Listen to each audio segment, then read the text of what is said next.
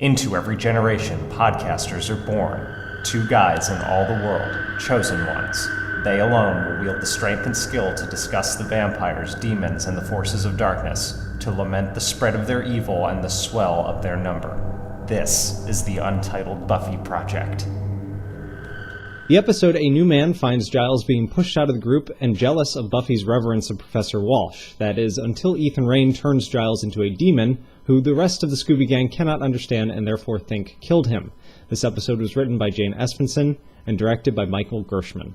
So, Buffy is supposed to be 19, apparently, Carter. She looks like an average 19-year-old girl, right? Sarah Michelle Gellar is clearly not 19. What? I guess we have to believe the fact that she is a vampire slayer and believe the fact that she is not yet 20 somehow. Sean, surely you're putting me on. They did not have these characters. They were the ages, right? Actually, No? Nicholas Brennan, I'm pretty sure he's almost 30 at this point. Willow can pull off the young, but she's always she's like Sarah Michelle Gellar, though, isn't she? I think she might be. I think she's older than Sarah Michelle Gellar. She is 3 years older than Sarah Michelle Gellar. Yeah. That's crazy. Because she went straight from this to How I Met Your Mother, and it's so insane to me. She went from this, when this ended, she started How I Met Your Mother like in 2006, and she was supposed to be like 23 in 2006. She just gets younger every like series she's in. I think she's supposed to be like 30 now in How I Met Your Mother, and she's like 42. This is the story of like every leading lady in Hollywood. Like every project, she's like, she will either lie about her age down or they will intentionally cast an older actress younger. I mean, as of today in 2012, Allison Hannigan has like 2 kids already. Yeah, she's like a grown-up. She's a grown-up.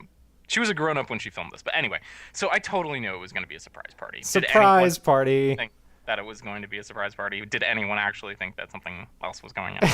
she could, if she had accidentally said it was like a dog problem or something, she might have really upset Buffy, but she just made up something.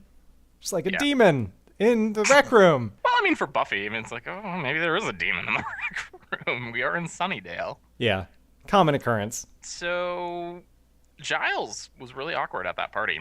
Yeah, this is the episode that deals with the Giles problem. The first half of the season, we've seen Giles get more and more alienated because he doesn't, like, the old Scooby crew got to see him, like, every day at school or whatever. And everyone's gone to college, Xander's got a job, like, they're slowly growing apart, and Giles is the one who's really, I think, feeling the worst of it. Well, when they were in high school, it was basically like an extracurricular activity, and he was the counselor. Yeah, he's the faculty advisor. Yeah. Did they ever make that joke? Did they ever do that reference? I can't think now. I don't know. I'm sure they did. And now, so Buffy has this line. She introduces Riley to Giles, and they mention Professor Walsh, and she's not there, and Buffy says something like, oh, she's like 40, she doesn't want to hang out with a bunch of kids. Right in front of Giles! Which is awkward. It is awkward. Like, why does he hang around with these kids? He doesn't have he has a social life, he has a girlfriend, and, it's just, it's weird, and I'm glad that they acknowledged that weirdness, right? They didn't just paper over it like some other series might have done. No, in fact, they made a whole episode out of it. They made a whole episode about the fact that Giles doesn't quite fit in, and in fact, they do it Buffy style. Totally. Ethan Rayne, old nemesis, shows up. Someone from Ripper's past. Giles is kind of like alternate ego. Yeah, I love learning about Giles's past. He was a bad boy. He was like Han Solo. He was not like a great dude, and now he's totally English and stuck up and says things like, "Oh dear." Yeah, he flies in talking about the Watchers Council and all this stuff when you first meet him, and you're like, this is like some snooty British, like, he's from the school of old, and all he cares about is like prestige but no, that's just what he is now. He's got a past too. Right. I mean, everybody does. They get good and drunk with each other too. Ethan is decided to warn Giles about something that's going on because he's plugged into the underworld, and demons are very nervous about something that they're calling 314, and it has to do with the initiative, and it's throwing off the balance of the natural order. Yes, this is the. I even had a note on this that the initiative might be the big bad of this season. I think you're on to something. I sort of had written that off up until this point because there hadn't been a lot of threat associated with the initiative now that we had Riley as main character, and that is more critical for like the overall plot of the show. You know, the micro plot that happens here is that Ethan, turns Giles into a demon. Right. So it might seem like the information he was giving is not reliable, but it is. Right. Also, Giles meets Professor Walsh. That was another thing that made me think maybe the initiative is the big bad because they don't get on very well together. Oh no, Giles. It's not clear whether he's just like jealous of her because of the way Buffy seems to be idolizing her, or if maybe he's getting a weird vibe. Maybe a combination of both. Well, I mean, Walsh says that Buffy clearly lacks a strong father figure, and that's Giles. Oh yeah, and that's gotta hurt. I mean. Right. She doesn't realize who she's talking to, clearly. And then later in the episode, he calls her a fish wife. Later in the episode, he scares the crap out of her as the demon. It's awesome. There's something really special about this show in how they have certain characters interact with one another that you wouldn't think should be interacting with one another. So when Giles becomes a demon, the only person who can understand him is Spike. Right, because he's speaking Fioral, and Spike is like, "Of course I understand you. You're speaking Fioral."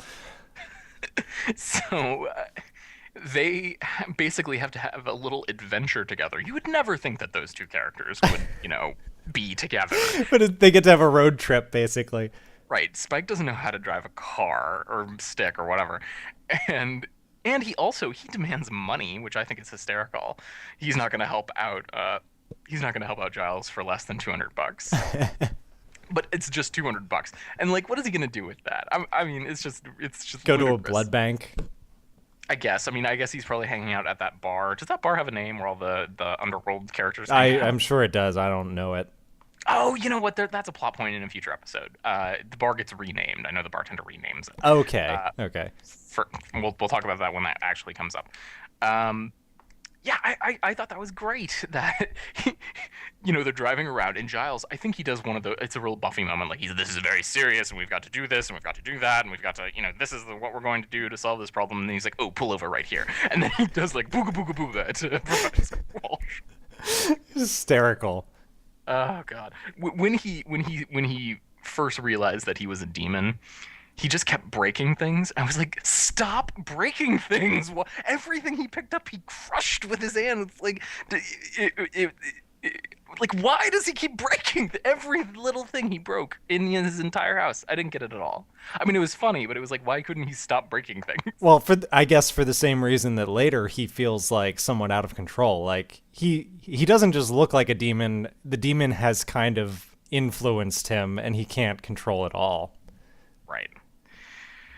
So this is also separate from Giles. So that whole thing is happening right here. Tara is starting to become more important in the series, and this episode starts setting up the closet, as it were, that Tara and Willow are in. Right. Because Willow doesn't. No one knows about Tara. Yeah, I mean, Buffy is Willow's best friend, and she doesn't tell her about Tara. So that's, this episode doesn't deal with that, and I don't think they're going to deal with it for a little while. But that's kind of a big deal because Tara is becoming an increasingly large and important part of Willow's life. I don't think, they're hinting that there's a romantic, relationship going on. The fact that she's not telling her best friend is very telling. Yes, that's true. Because she feels like she has something to hide. Right. I mean, it's it's a closet. She's in a closet right now. So that's just put a little marker on that. She had an opportunity to tell Buffy about Tara and didn't. So we're probably going to see the consequences of that. Also, friction between Buffy and Riley starts in this episode. Yeah. this is a military operation now, and she's like, whatever, I'm the Slayer. I'm gonna do what I'm gonna do. I operate outside of the laws of man. Exactly. It's a bit of a Thor approach to things. Yeah, precisely. They don't I don't think it was this episode where they do the cuts between. No, obviously not. In a later episode, they cut between sort of the initiative way of taking care of things and the Scooby way of taking care of things. Like, they happen simultaneously. And they're very different. They complement one another. But we're starting to see that right now. It's like, this is a military operation right now. It's like, what? So they confront Ethan and Demon Giles in a hotel, and Buffy thinks for a second that she killed Giles. That was kind of tough. Because they had to kill him with silver, and what was it, a letter opener? Yeah. Luckily, I guess it turns out it wasn't actually silver. She looks, and she realizes it's Giles by looking at his eyes. Right. Which I thought was cool. And that will come back later. Yes, it will. Ooh. Yes, it will. Ooh. Also, the final note I had is it was really ballsy not to do a callback to the specific number 314. Ethan said it, but they didn't have another character say 314 when they do that final shot of Professor Walsh going into the room 314. Just had to remember. Yeah, they let you figure it out for yourself. Yeah, it's one of those dun dun dun moments. Right, but it was a legitimate dun dun dun moment, and not one that they whacked you over the head. They didn't have a 314 fish that they whacked you over the head with.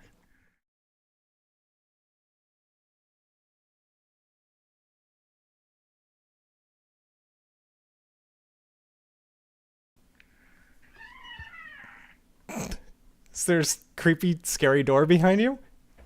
Yes. Someone just popped in and said hello. I have one of those too. I have a creepy door with a lock on it. Yes, it doesn't squeak. Is this going to be part of the episode? No, it's not. It's going to get cut out. Okay. Where was I?